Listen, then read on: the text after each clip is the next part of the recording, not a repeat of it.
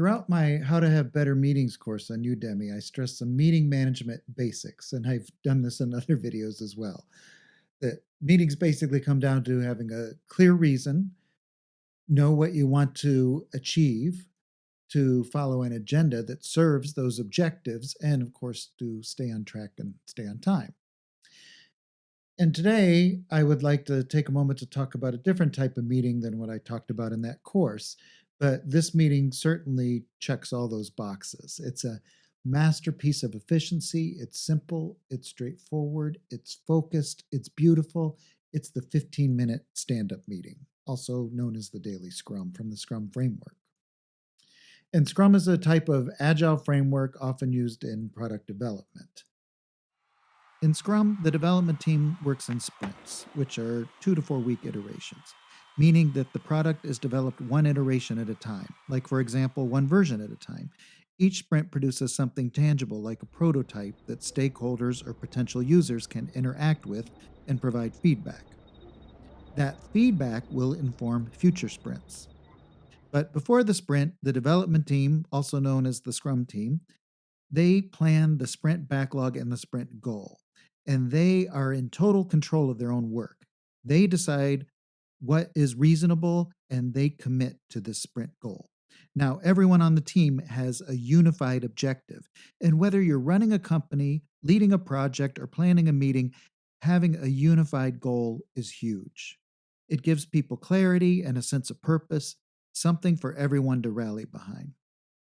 So the goal is decided, and boom, the sprint has begun.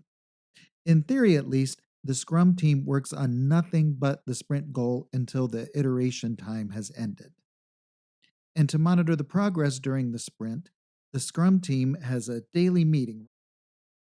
Now, this is the main thing I want to talk about: the daily Scrum, or the 15-minute stand up meeting. They stand up to instill a sense of urgency. They don't want it to get too comfortable and start chit chatting or anything.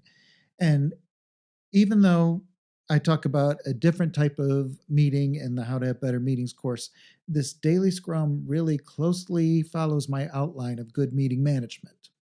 The meeting has a clear purpose to communicate progress among the team members and keep everyone focused on the sprint goal, and of course, to address any obstacles they might get in the way of achieving that goal. The meeting has an agenda. There can be variations to this, but for the most part, that each member of the development team needs to answer three questions. What did I do yesterday that helped the development team meet the sprint goal? What will I do today to help the development team meet the sprint goal? Do I see any impediments that prevent me or the development team from meeting the sprint goal?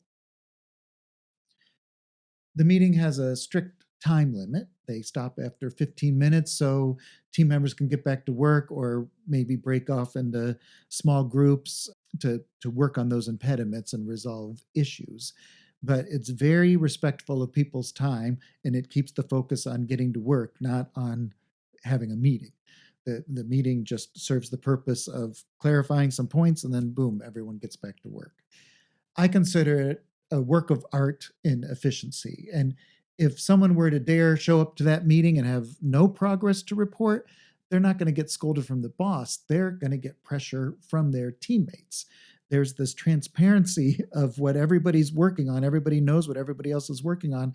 And the teammates hold each other accountable because they all have belief in this sprint goal together. So hats off to Scrum creators Ken Schwaber and Jeff Sutherland. You've painted an efficient meeting masterpiece. They've basically boiled down the essence of a team progress meeting to just these main points, to having a clear, unifying goal that everyone has buy-in and everyone believes in. Um, Everyone reports on what they've done and what they're doing and any problems that they need help with, any impediments that are getting in the way. Really, what more do you need in a progress meeting? And, I understand that in every type of project, in every situation, this simple meeting won't work. That, I've definitely been on projects that we've had to have more discussion about things with all the team members there. But I tell you this, whether I'm working in Scrum or not, anytime I'm planning a progress team meeting, I I keep this meeting in mind. This is what I'm aspiring to. This is the benchmark of an efficient progress report meeting.